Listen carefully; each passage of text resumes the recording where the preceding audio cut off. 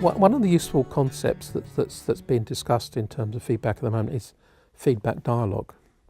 And one way of thinking about this is to think of feedback not just as a process that's initiated by comments on students' work, but as part of an ongoing dialogue that occurs between ourselves and our students at every single stage.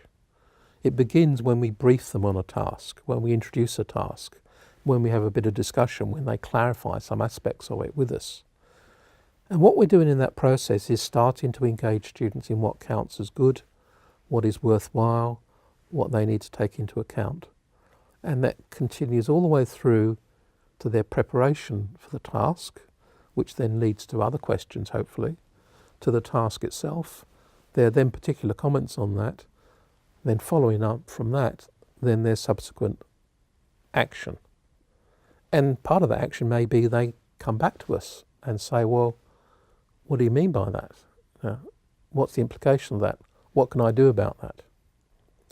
So feedback is part of this continuing dialogue we're having with our students in various ways.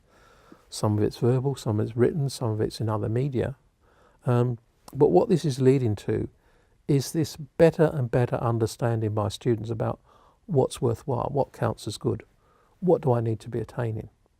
And it's a discussion about standards and not just about a particular piece of writing at a particular time.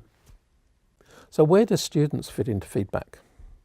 I think we need to start by not treating them as passive. That we don't just set them an assignment and tell them what they've got wrong. Right? All this is doing is it's pushing students back. So how can we draw students in?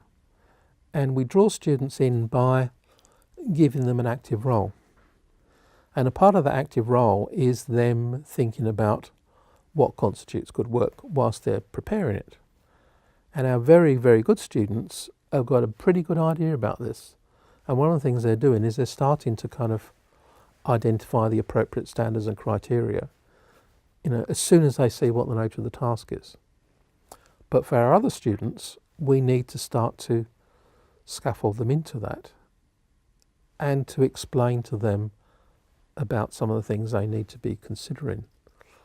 And to think about the role of other people in that, so that we're helping students make judgments about their own work, but part of that is in the context of having a dialogue not just with ourselves, but with other students. So sometimes that occurs informally, but unfortunately nowadays there's much less informal discussion about students' work than there used to be when they were, more together and as a cohort. So we need to think about what the role is of students making comments to each other. We need to think about where students fit in themselves. And we need to devise a range of activities which sit alongside the formal acts of assessment that start to build students' capacity to make these judgments. And it doesn't build their capacity to make judgments by giving them a handout which says, these are the standards, these are the criteria, this is what you've got to meet. Because if they could appreciate that, they wouldn't need to take our subject. So because they're taking our subject, it means they don't have an appreciation of the standards and criteria and how to interpret them and how to apply them to their work. So whilst we think we're being transparent, and we are at one level, it's not necessarily very effective pedagogically to just give them the information. They've got to know how to read it. They've got to know how to make sense of it. They've got to know how to interpret that in the context of the particular work that they're doing themselves.